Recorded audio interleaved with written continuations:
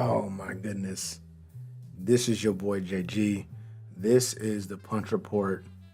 If you coming in right now, like, subscribe, hit that bell icon for notification. I'm in a tremendous mood this evening. It's been a hell of a night of fights. Wow.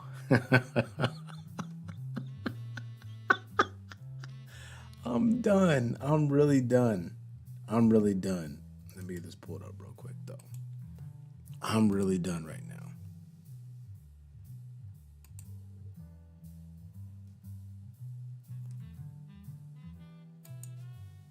So, first and foremost, welcome back to the channel, yo. This is your boy JG. This is the Punch Report. Come in, please like, subscribe, bell icon for notification. An amazing evening of fights. I think sometimes it's easier just to go live real quick than chopping up a whole video and giving it to you guys in that manner. But I want to start with the first half of the day, just after 1300 Pacific Standard Time. All women's card, O2 Arena, your main event, Clarissa Shields, Savannah Marshall, co-main event, Alycia Baumgardner, Mikaela Mayer. I want to start with the co-main event. I called that fight live. If you guys get an opportunity, check out the call for that fight. What I would say is this. Rewatch the fight, Baumgardner, Mayer. Do not watch the audio. Pair it up with the live that I did earlier and just walk with me through that fight. I think that's a great breakdown. Honest, fair assessment, unbiased. I don't know what's going on with ESPN. I think ESPN had a rough night tonight with the calls. I don't even get it anymore. Anyway, shout out to Alycia Baumgardner. She beat Mikaela Mayer. I had her up by 2 rounds by the time the bout came to an end. She did her thing. Mikaela Mayer and team and ESPN Top Rank, that crew was not excited about that outcome. But it was what it was. CompuBox stats support the breakdown that I provided. I did a breakdown 2 days ago where I just said that the defensive deficiencies of Mikaela Mayer would catch up to her. It happened in this fight. It is what it is. Moving right along, Savannah Marshall, Clarissa Shields, crazy ass fight.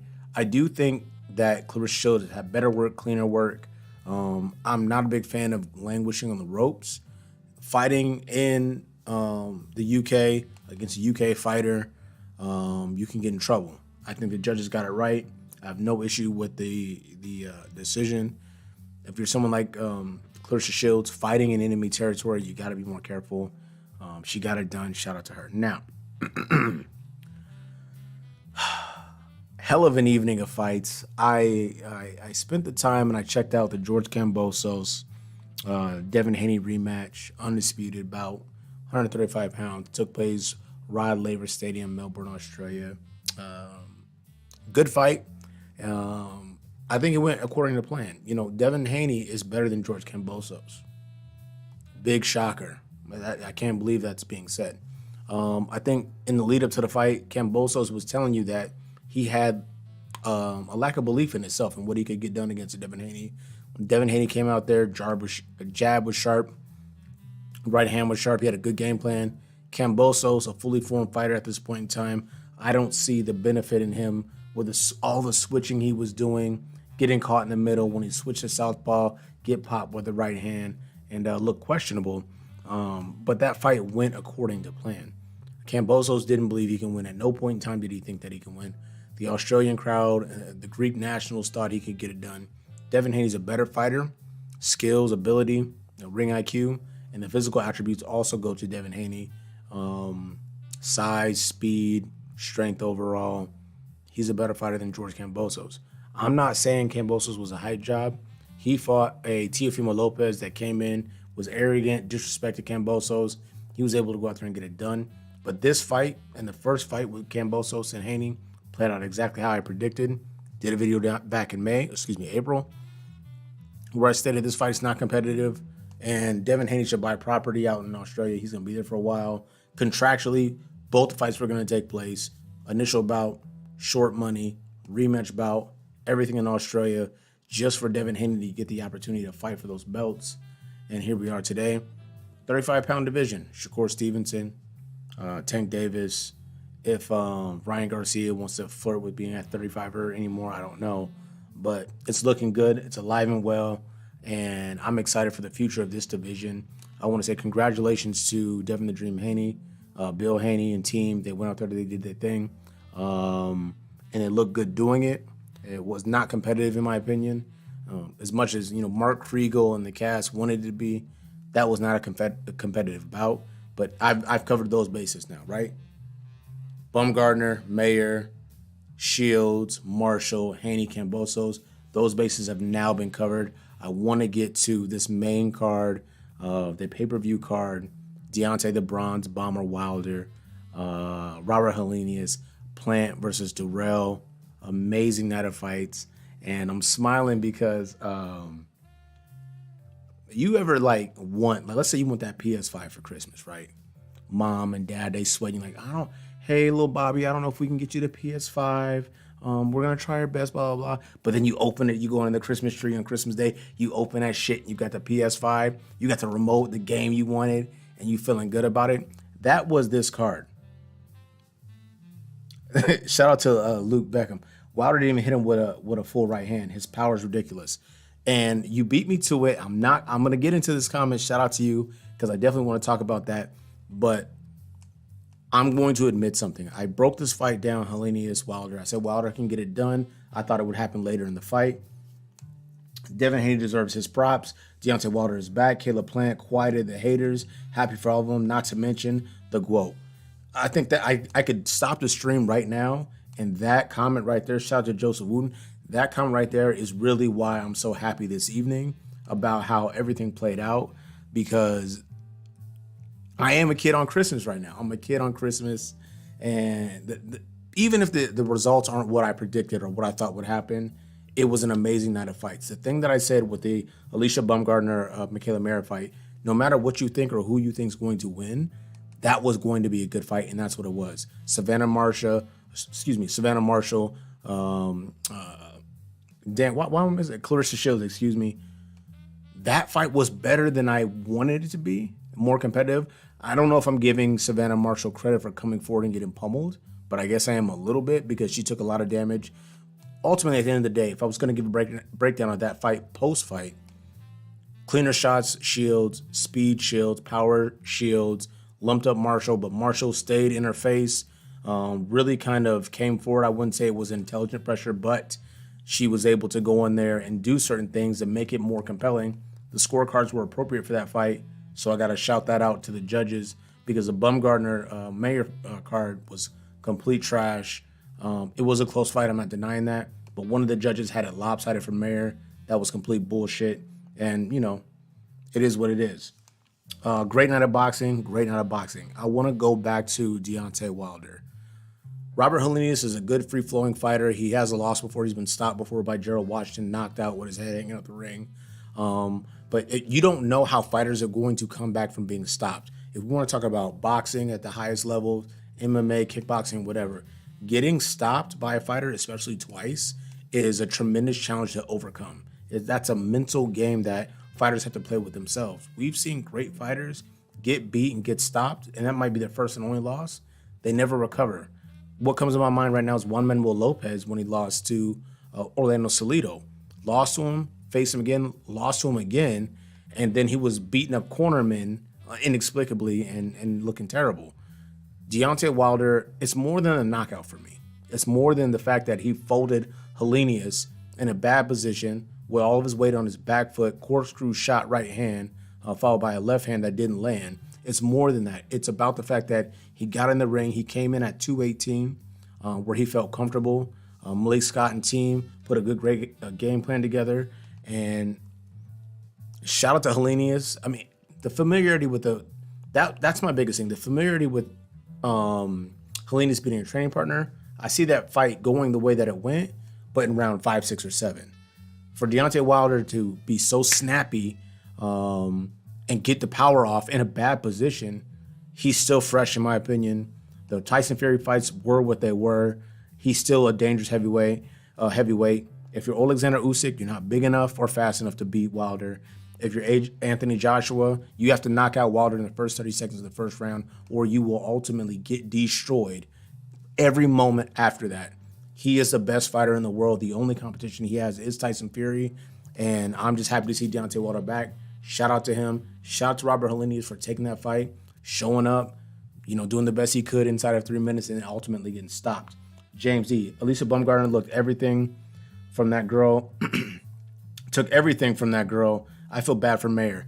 I don't want to say I feel bad for Mayer, so to speak. I think Alycia Baumgardner was a better fighter.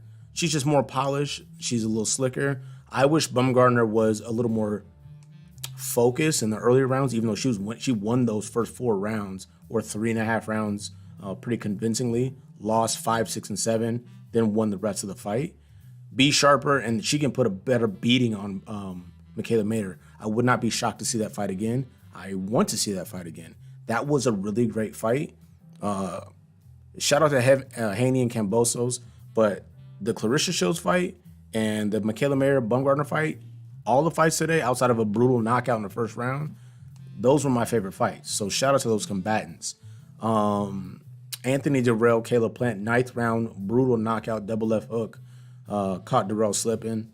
I'm not surprised. I predicted that Plant would win. I did not think that he would one-shot punch out Anthony Dirrell, but I think he had something to prove. It was important for him, Caleb Plant, that is, to bounce back, box well, and maybe Dirrell's on the back end of his career.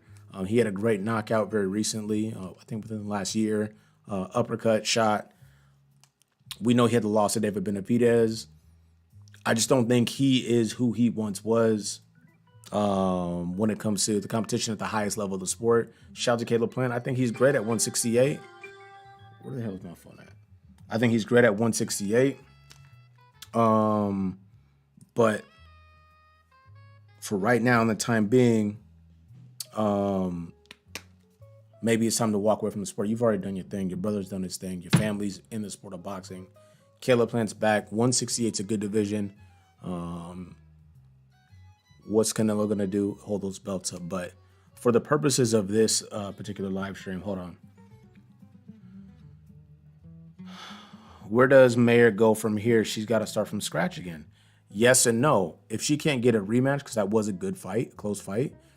If she can't get a rematch, maybe she goes to 126 and goes down the ladder. But the rumors were circulating she would struggle to make this weight for this particular bout, so I don't know. I think Mikaela Mayer is a good fighter, and the issue with women's boxing is it's extraordinarily top-heavy. The best fighters in the world are truly the best fighters in the world. So you talk about, Amanda Serrano, Katie Taylor, even Delphine Parsoons, obviously the women that fought tonight, Alycia Baumgardner, Mikaela Mayer, you have, Savannah Marshall. Savannah Marshall even said it, like, if I beat Clarissa Shields, where do I go from here? But she didn't beat her. She lost. I think she lost convincingly. So you don't have to worry about that, prospect right now. But women's boxing is very top heavy. She's got to get it figured out, Mikaela Mayer. And I think that she has 2 major flaws that she can clean up. She's good enough to do it. She has a good team. But tonight, the story is Alycia Baumgardner coming out, fighting her ass off, almost getting robbed on the scorecards. And my man's not in the chat right now, but we were having a conversation earlier when I covered the fight. And when I was breaking the fight down, because I covered it live, the fight were wrapped up, and I was like, damn, I'm not listening to the commentary. I can't hear Tim Bradley. I can't hear Andre Ward. But I have Baumgardner up 2 rounds and giving her the victory. So he gets in the chat. He tells me ESPN in the call, they have Mayer up. And I was fucked up. I was like, damn, how? How do you have Mayer up? But I look at the affiliations, the alliances, top-ranked fighters. Mikaela Mayer is a top-ranked fighter. That's the ESPN affiliate. Ward, Tim Bradley, they're all kind of in that house. So maybe you feel obligated to say, I feel like so-and-so won. I called the fight fair round by round. I gave Mikaela Mayer her credit. When they pulled up the punch stats, they supported the things that I was saying. So I don't know how you get to this conclusion, but I'm not going to complain. Great night of fights. Shields versus McCassick, and then do you think I gotta be honest, I don't like Shields at, I think that was super middleweight. I don't like her at that weight because I feel like her gas tank was compromised. She fought well. She won. She did her thing. I think it was an entertaining fight, compelling fight, but I feel like she did so much good work early that the back half stuff that, Savannah Marshall just pressuring her, really kind of laying our language on her. She got some good power shots in there, but I want to see, for my money, I want to see Clarissa Shields go back down the ladder. She's accomplished so much in the sport in 13, 14 fights. She really is the GWOAT. She looked great. I think she looked great. I just want to see her go back down the ladder. That's where I'm at with that. But I'm going to cut this stream short because I just want to get on here real quick and just share my excitement for tonight in the sport of boxing. It looked great. It was fantastic. Congratulations, Deontay Wilder. Shout out to Robert Helenius. I love the uncertainty in coming back from bad losses. Even though let me take that back. Not bad losses, but Fury beat you twice. The second fight, you got stopped. You had blood coming from the ear. Mark Breland's out of here. A bunch of conspiracies and circulations. You make adjustments. Malik Scott, you guys go to the lab. The second fight, much different. 2 knockdowns. You get knocked down. It goes to the 11th. You eventually get stopped. We don't know what's next for Deontay Wilder at that point. You decide to come back out of retirement. You take on Robert Helenius as a comeback fight. You destroy him in 1 round. But I just gave myself a nice little reminder. Andy Ruiz Jr., shout out to you. You beat Luis King Kong Ortiz. You will get destroyed by Deontay Wilder. There's nothing out there that suggests to me that will be a compelling fight. You have to close the distance. I understand you're a good combination puncher. You've improved your game with fighting from the clinch on the inside. You have to close the distance and not get hit by a right hand. You have to be perfect for 12 rounds, 36 minutes of boxing, and I don't see you doing that. Deontay Wilder's in a really weird place professionally because there's only one man on the planet that can beat him, and he's vacillating between being retired and not retired, and that's Tyson Fury. Shout out to AJ, you can't beat Wilder. No other heavyweight on the planet Earth can beat Deontay Wilder. Shout out to Joseph Wooten. Favorite fight, calm, I'm not emotional. Hey, keep up the good work. Hats off to Malik Scott. Definitely hats off to Malik Scott and Deontay Wilder. I'm just pumped. I'm really pumped for that team. I'm pumped for Wilder. I'm a fan of Wilder. And like I've mentioned before, I'm not going to do it over and over again, but like I mentioned before, it's tough to come back from getting beaten down. And we celebrate, oh, you went out on your shield and all this other bullshit. But what are you after that? He took time away, traveled the world, went to Africa, spent time with his kids, his wife, and said, hey, look, I still have more in the tank. I believed in him, but I was cautiously optimistic. He did his thing. I'm very happy. This was a tremendous night of boxing.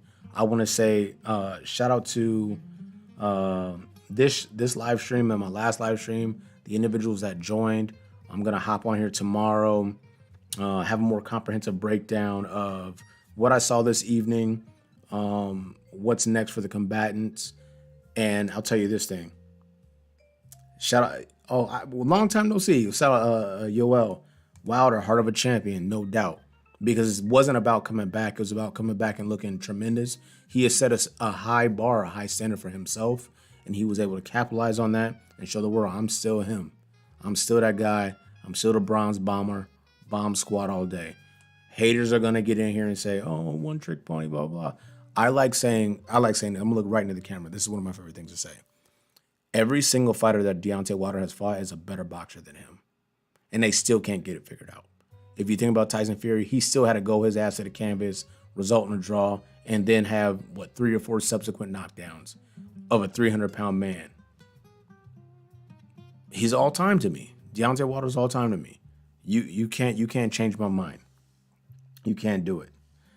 Deontay's mind, spirit seemed to be in a good place. He was humble with the KO, but dangerous, calm and dangerous. Unlike AJ, Deontay still. Hey, shout out. I mean, if I could, how do we reverse hook cats up? Shout out to my man Joseph. Shout out to Joe. Because here's the thing, that's such a great point. You have an example within the division, essentially what he's talking about, where you have a fighter. Okay, cool. So you got knocked out by Ruiz. You come back, you fight in the UAE. I didn't like the second fight for AJ and Ruiz, right? He jabbed, stayed on the outside. He came in a little thinner. Andy Ruiz, he didn't even train. He had a Taco Bell bag with him when he went to the arena to fight. Looked bad, got beat. So then you see AJ fight Usyk, a guy that's a cruiserweight. Usyk is not a heavyweight in real life. For real, for real. He loses to him. You see a bunch of weird shit. They rematch. Usyk beats him again and on a good fight, compelling fight. And AJ melts down completely. That's such a good example because you're seeing what it looks like to take that L. We talking about this shit. You talking about life, taking an L, getting fired, getting laid off, your girl leave you, your man leave you, or whatever the case may be. In boxing, you get dropped. You have a lot of hype behind you. Then you got to bounce back. No. Yoel, no.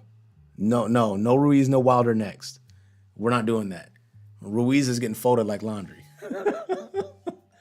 It's the easiest fight to be made from the perspective of its PBC fighters.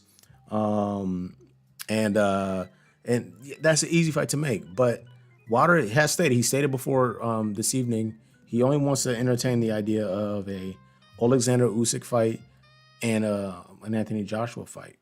I think Usyk and his team will make the fight. They'll lose, and they'll lose bad. AJ and Eddie Hearns, they lie too much, and I don't think AJ is ready for that. Because imagine a version of Deontay Wilder that's not humble and gracious in his approach. He come and start talking reckless to AJ. AJ might just run off and not even fight him and shit like that. Yeah, Ward did the same. Yeah, Ward Kovalev was a good one. That's another great one. But I'm mad. But I gotta tell you, Joseph, I'm mad at Andre Ward a little bit because his calls tonight were fucking weird, and he typically does not do that. I know Tim Bradley's gonna say dumb shit. He got CTE.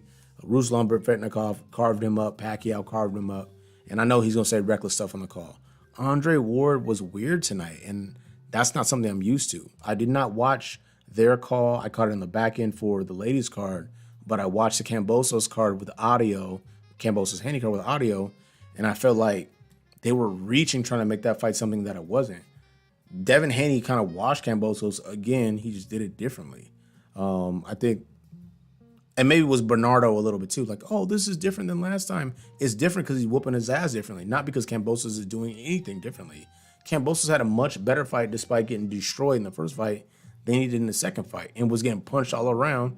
And Devin Haney was getting off and landing a wider variety of punches in this fight. So I don't know. But this is my time. It's been great. Guys, if you're in the chat right now, or if you check this out after the fact, please hit the like button, subscribe to the channel. I will be back tomorrow. It's been great. Hell of a night of fighting. I'm in a tremendous mood. No stress. Shout out to Wilder. Shout out to Clarissa Shields. Shout out to Alycia Baumgardner. Shout out to Caleb Plank getting it back with a vicious knockout. Devin Haney did his thing. I want to see you fight those best guys. And I will say this too. Devin Haney, Bill Haney, I believe them when they say they do want to fight the best. Tanks, Shakurs, Teofimo if he wants to come back down.